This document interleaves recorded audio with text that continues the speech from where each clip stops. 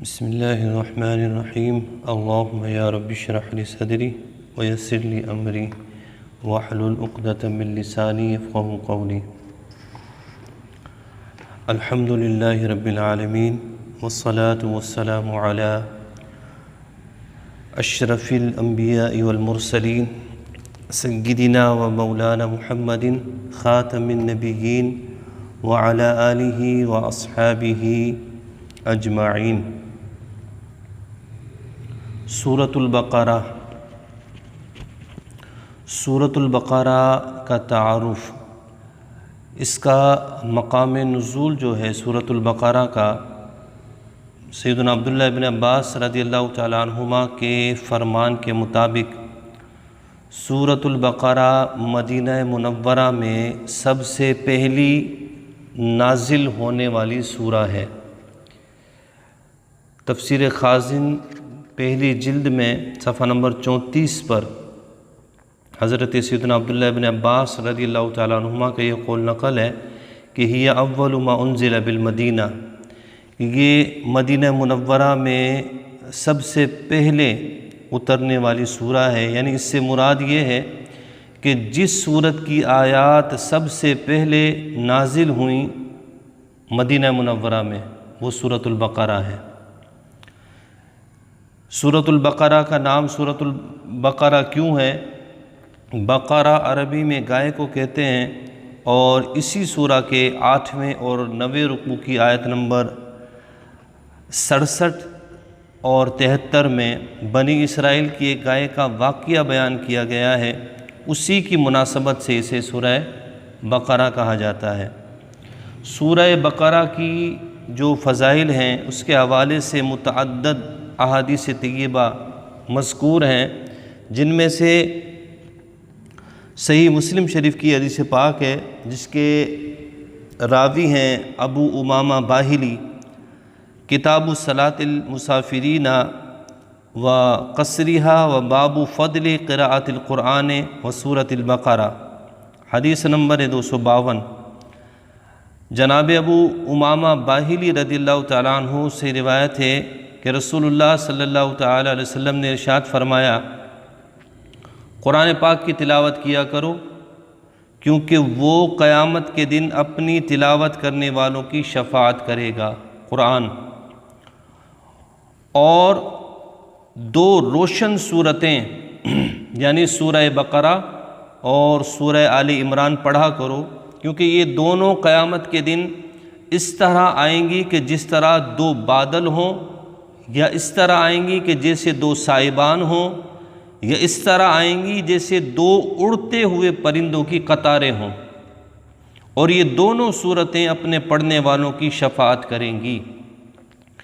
پھر آپ فرماتے ہیں کہ رسول اللہ صلی اللہ تعالی وسلم نے فرمایا، سورہ بقرہ پڑھا کرو کیونکہ اس کو پڑھتے رہنے میں برکت ہے، اور نہ پڑھنے میں ثواب سے محروم رہ جانے پر حسرت ہے۔ اور سورہ بقرہ کے متعلق پھر رسول اللہ علیہ السلام ارشاد فرماتے ہیں کہ سورہ بقرہ جادوگر اس کا مقابلہ کرنے کی طاقت نہیں رکھتا۔ ٹھیک ہے، اس کے بعد دوسری جو روایت ہے وہ صحیح مسلم شریف کی روایت ہے، کتاب الصلاۃ المسافرین و قصرہا باب استحباب صلاۃ النافلۃ، یہ باب حدیث نمبر ہے اس کا 212 393 صفحہ نمبر ہے۔ جناب سیدنا ابو ہریرہ رضی اللہ تعالیٰ عنہ روایت کرتے ہیں کہ رسول اللہ صلی اللہ تعالیٰ علیہ وسلم نے ارشاد فرمایا، اپنے گھروں کو قبرستان نہ بناؤ، یعنی کچھ عبادت اپنے گھروں میں بھی کیا کرو۔ ہماری جو عادت ہے کہ ہم جب مسجد میں آتے ہیں تو فرض نماز بھی مسجد میں، سنتیں بھی مسجد میں، نوافل بھی مسجد میں۔ نبی کریم علیہ السلام اس حدیث مبارکہ میں اللہ کے پیارے نبی نے فرمایا ہے کہ اپنے گھروں کو قبرستان نہ بناؤ، کچھ عبادت گھر میں بھی کرنی چاہیے۔ مساجد میں آپ فرض نمازیں پڑھ لیں، یا کچھ سنتیں پڑھنی ہیں تو وہ پڑھ لیں۔ بہتر یہ ہے کہ سنتیں اور نوافل اپنے گھروں میں ادا کریں، تاکہ گھر بھی اللہ کی عبادت کی برکت سے مستفید ہو جائیں۔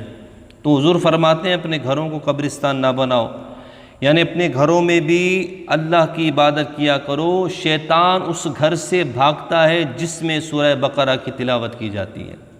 یہ دوسری فضیلت سورہ بقرہ کی۔ اب تیسری جو حدیث مبارکہ ہے صحیح بخاری شریف کی ہے، کتاب فضائل القرآن باب فضل البقرہ، حدیث کا نمبر ہے 5009۔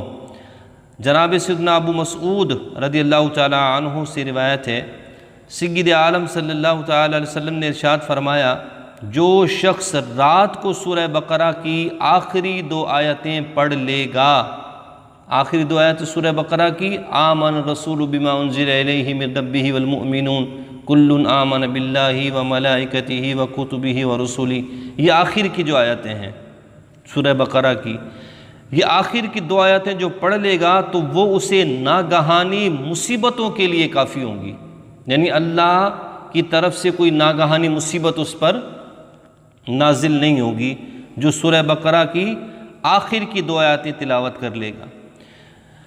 پھر اس جامع ترمذی کی حدیث پاک ہے، کتاب فضائل القرآن باب ما جاء فی فضل سورۃ البقرہ، حدیث نمبر ہے 2887 جناب سیدنا ابو ہریرہ رضی اللہ تعالیٰ عنہ اس کے راوی ہیں، آپ فرماتے ہیں سید عالم صلی اللہ تعالیٰ علیہ وسلم نے ارشاد فرمایا، ہر چیز کی ایک بلندی ہے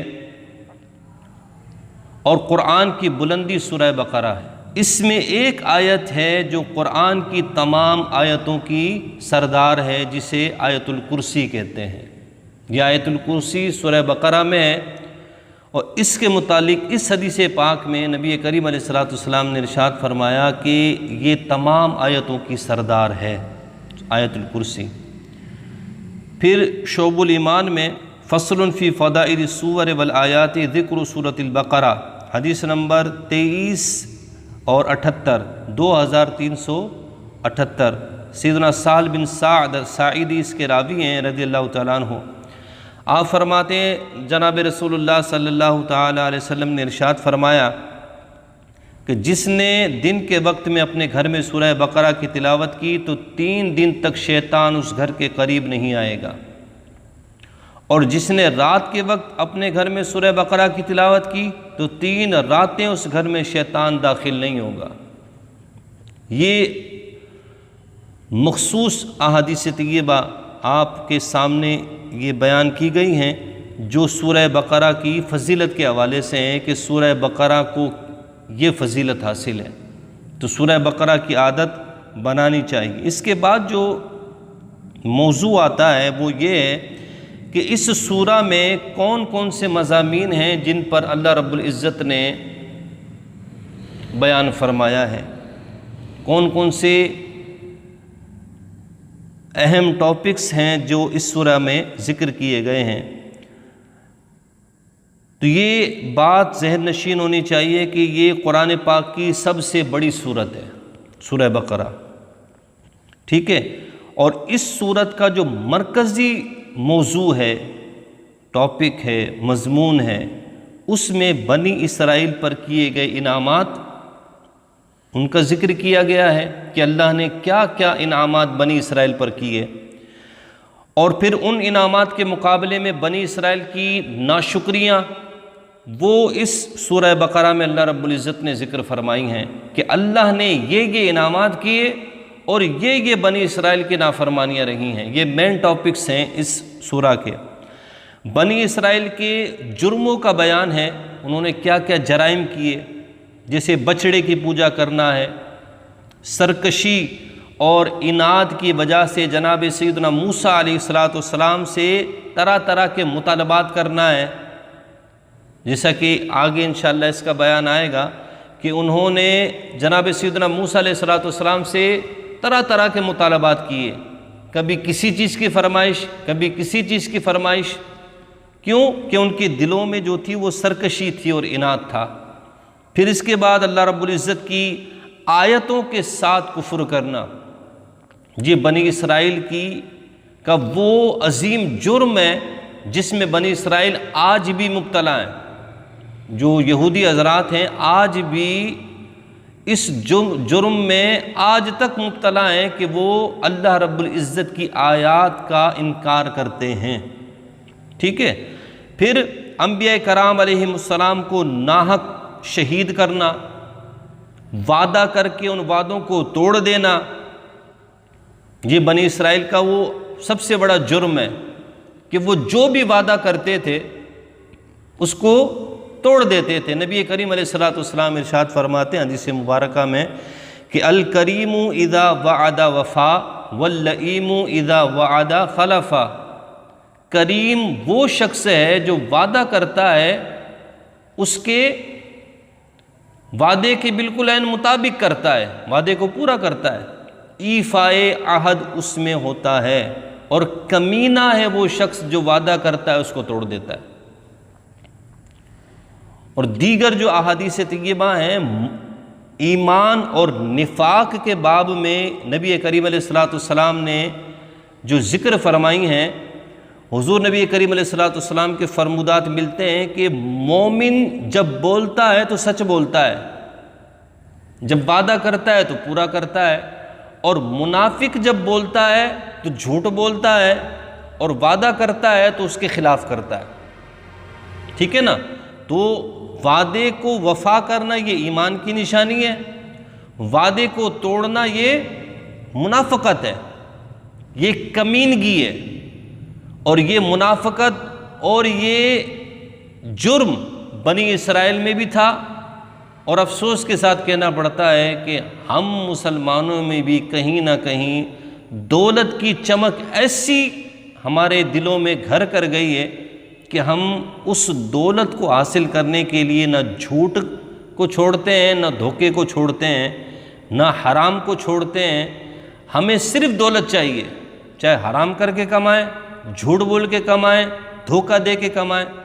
یہ جرائم آہستہ آہستہ ہماری جڑوں میں مضبوط ہوتے جا رہے ہیں۔ بہرحال تو بنی اسرائیل کا ایک جرم یہ بھی تھا کہ بنی اسرائیل جو وعدہ کرتی تھی اللہ سے یا اپنے پیغمبر سے، اس کے خلاف کرتے تھے۔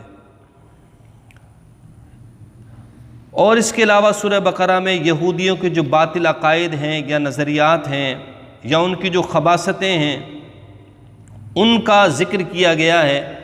اس کے علاوہ سورہ بقرہ میں اللہ رب العزت نے قرآن مجید فرقان حمید کی حقانیت اور قرآن کے اللہ کا کلام ہونے پر دلائل قائم کیے ہیں، جن کی روشنی میں یہ واضح کیا گیا ہے کہ قرآن کے مثل نہ کوئی لا سکا ہے اور نہ کوئی لا سکتا ہے۔ ٹھیک ہے نا؟ آپ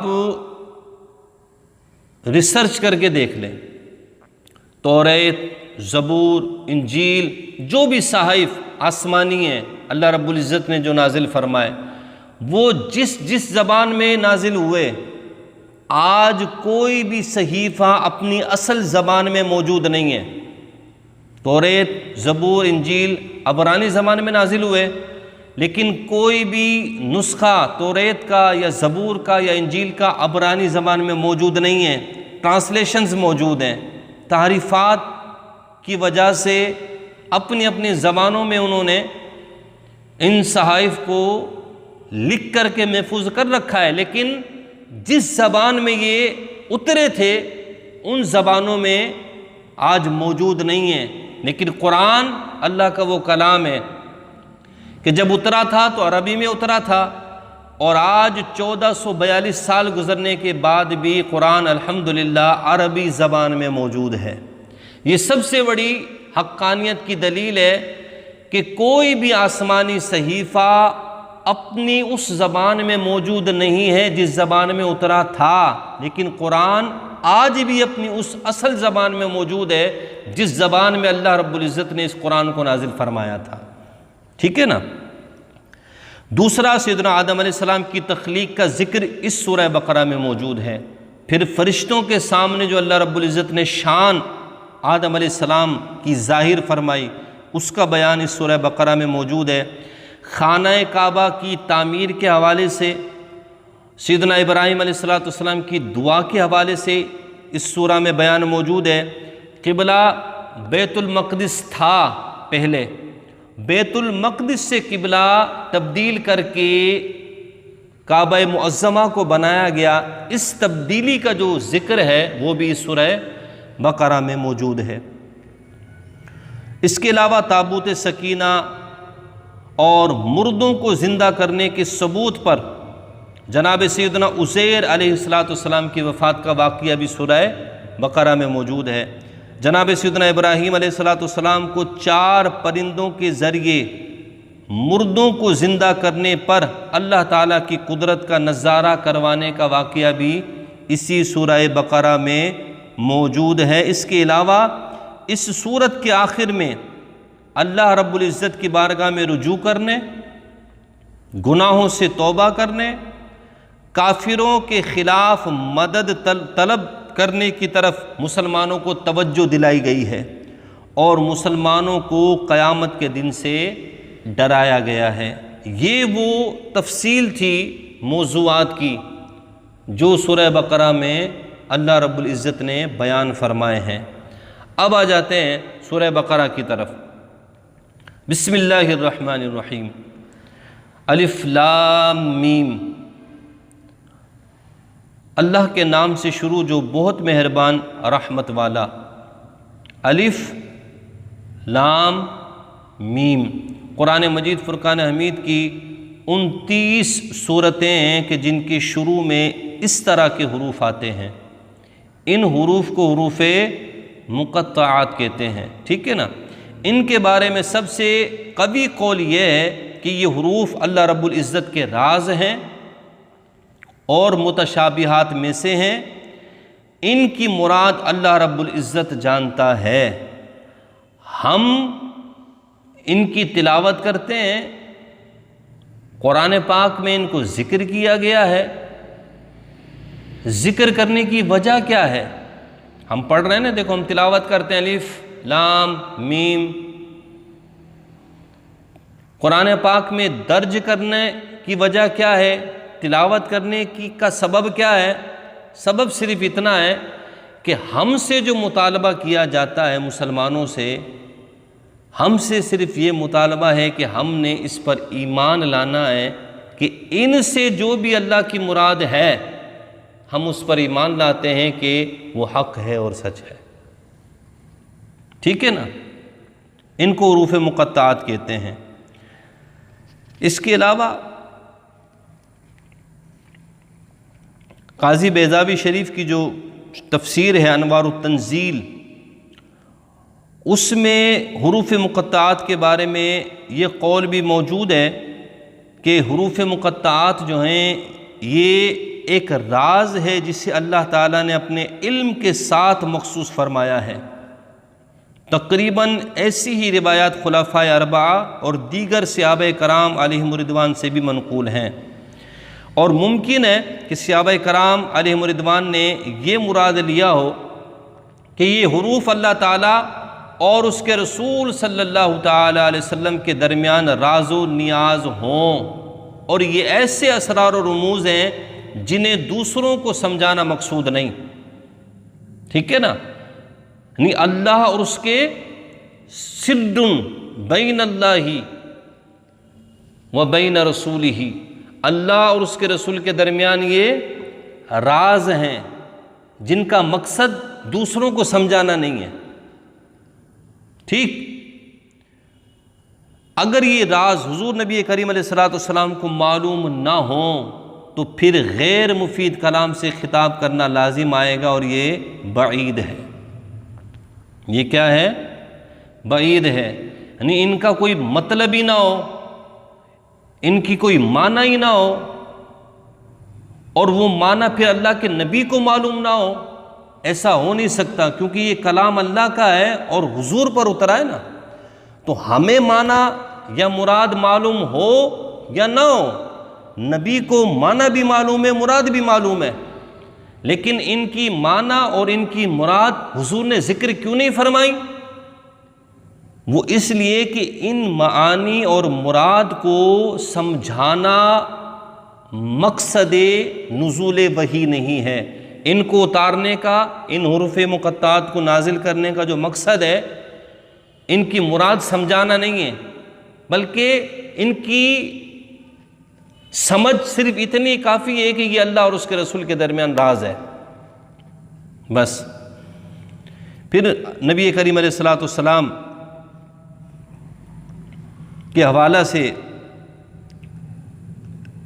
جو روح المعانی ہے، اسی آیت کے تحت علامہ محمود آلوسی رحمۃ اللہ تعالی علیہ فرماتے ہیں کہ غالب گمان یہ ہے کہ حروف مقطعات پوشیدہ علم اور پوشیدہ راز ہیں۔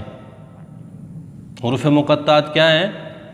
پوشیدہ علم ہیں یا پوشیدہ راز ہیں، جن کے ادراک سے علماء عاجز ہیں، جن کے ادراک سے علماء ان رازوں کو اور اس پوشیدہ علم کو حاصل نہیں کر سکتے، جیسا کہ سیدنا عبداللہ ابن عباس رضی اللہ تعالیٰ عنہما نے فرمایا کہ اور خیالات اس تک پہنچنے سے قاصر ہیں۔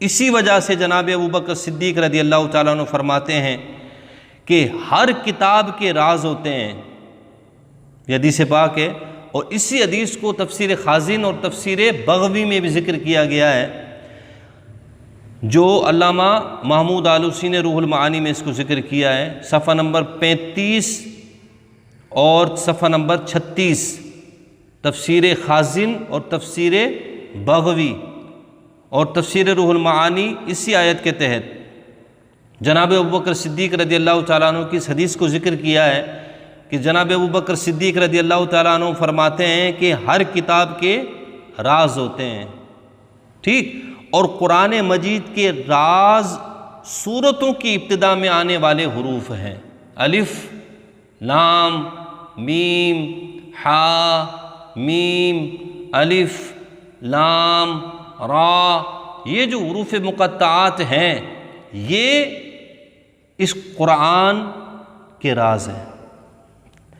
پھر امام شعبی رحمۃ اللہ تعالی علیہ فرماتے ہیں کہ یہ حروف اللہ رب العزت کے اسرار ہیں، یعنی راز ہیں، تو ان کا کھوج نہ لگا، کیونکہ رسول اللہ صلی اللہ تعالی علیہ وسلم کے بعد ان کی معرفت سید عالم صلی اللہ تعالی علیہ وسلم کے علوم کے وارث اولیاء کرام کو ہے، انہیں اسی بارگاہ سے ان اسرار کی معرفت حاصل ہوتی ہے، اور کبھی یہ حروف خود انہیں اپنی معنی بتا دیتے ہیں، جیسا کہ نبی کریم علیہ الصلوۃ والسلام کے ہاتھوں میں کنکریوں نے تسبیح کے ذریعے کلام کیا، ٹھیک ہے نا، یہ حدیث پاک موجود ہے۔ کنکریاں جو تھی حضور نبی کریم علیہ الصلوۃ والسلام کی مبارک مٹھی میں تھیں، ان کنکریوں نے نبی کریم علیہ الصلوۃ والسلام کے سامنے جو ہے نا کلام فرمایا۔ پھر گو جو جانور ہے مشہور، اس نے حضور کی بارگاہ میں کلام کیا، ہرن نبی کریم علیہ الصلوۃ والسلام کی بارگاہ میں کلام کرتی ہے، حالانکہ یہ ایسے مخلوق ہیں جو کلام نہیں کر سکتی، ناطق نہیں ہے، لیکن پھر بھی بات کی، کلام کیا۔ پھر فرماتے ہیں کہ ہمارے آباء و اجداد یعنی اہل بیت کرام سے یہ بات یعنی حروف مقطعات کا علم ہونا صحت سے ثابت ہے، بلکہ جب کوئی بندہ نوافل کے ذریعے قرب حاصل کرتا ہے تو بندہ قرب نوافل کے درخت کا پھل چنتا ہے۔ وہ پھل کیا ہے؟ وہ پھل انہی حروف مقطعات میں پوشیدہ رازوں کا علم ہے۔ جو بندہ رات کی تنہائی میں اٹھتا ہے اور اللہ کے حضور سربہ سجود ہوتا ہے، عبادت کرتا ہے، تو رات کی تنہائی میں سب سے پوشیدہ ہو کر کے بندہ جب اللہ کی بارگاہ میں جھکتا ہے تو اسے جو ثمر ملتا ہے، جو پھل ملتا ہے، وہ انہی پوشیدہ رازوں کا علم ہوتا ہے جو اللہ اسے عطا فرماتا ہے۔ اللہ رب العزت ہم سب کو بھی یہ علم نصیب فرمائے۔ پھر قرآن مجید فرقان حمید میں اللہ رب العزت اس کی اگلی جو آیت ہے ارشاد فرماتا ہے ذالک الکتاب لا ریب فیہ ھدی للمتقین، یہ بلند رتبہ کتاب، یہ بلند رتبہ کتاب لا ریب فی، کوئی شک کی جگہ نہیں ہے اس میں، ھدی للمتقین، ہدایت ہے ڈر والوں کو، یعنی اس میں کوئی شک نہ کرے کہ یہ جو بلند رتبہ کتاب ہے اس میں متقین کے لیے ہدایت ہے، جن کے دلوں میں اللہ کا ڈر ہے، اللہ کا تقوی ہے، جو اللہ سے ڈرتے ہیں ان کے لیے ہدایت ہے۔ لا ریب فی، آیت کے اس حصے میں قرآن مجید کا ایک وصف بیان کیا گیا ہے کہ یہ ایسی بلند شان اور عظمت والی اور شرف والی کتاب ہے کہ جس میں کسی طرح کے شک و شبہ کی کوئی گنجائش نہیں، کیونکہ شک اس چیز میں ہوتا ہے جس کی حقانیت پر کوئی دلیل نہ ہو، ایسی چیز میں بندہ شک کرتا ہے کہ اس کے صحیح ہونے پر کوئی دلیل قائم نہ ہو، تو شک بنتا بھی ہے کہ شے تو ہے، دعویٰ تو ہے لیکن دلیل نہیں ہے۔ جبکہ قرآن مجید فرقان حمید اپنی حقانیت کی ایسی واضح اور مضبوط دلیلیں رکھتا ہے جو ہر صاحب انصاف اور عقل مند انسان کو اس بات پر مجبور کر دیتی ہیں کہ یہ کتاب حق ہے، اور یہ کتاب اللہ رب العزت کی طرف سے نازل ہوئی ہے۔ تو جیسے کسی اندھے کے انکار سے سورج کا وجود مشکوک نہیں ہوتا، ایسے ہی اگر کوئی بے عقل مخالف قرآن کا انکار کرتا ہے تو قرآن جو اللہ کی کتاب ہے وہ مشکوک نہیں ہوتی۔ لا ریب فی، کوئی شک نہیں اس بات میں کہ یہ قرآن اللہ کا کلام ہے، یہ قرآن اللہ کی طرف سے اترا ہے۔ ھدی للمتقین، آیت کے اس حصے میں قرآن مجید کا ایک اور وصف بیان کیا گیا ہے کہ یہ کتاب ان تمام لوگوں کو حق کی طرف ہدایت دیتی ہے جو اللہ تعالیٰ سے ڈرتے ہیں۔ جو لوگ نہیں ڈرتے انہیں قرآن پاک سے ہدایت نصیب نہیں ہوتی۔ اور یاد رہے کہ قرآن مجید فرقان حمید کی ہدایت اور رہنمائی اگرچہ مومن اور کافر ہر شخص کے لیے عام ہے۔ اب دیکھ سورہ بقرہ کی آیت نمبر 185 آپ پڑھو گے تو وہاں آتا ہے ھدی للناس، قرآن کیا ہے؟ تمام لوگوں کے لیے ہدایت ہے۔ اب کافر کے لیے بھی ہدایت ہے، مسلمان کے لیے بھی ہدایت ہے، لیکن یہاں جو ذکر کیا گیا کہ ھدی للمتقین، قرآن ہدایت ہے ڈرنے والوں کے لیے۔ کیوں؟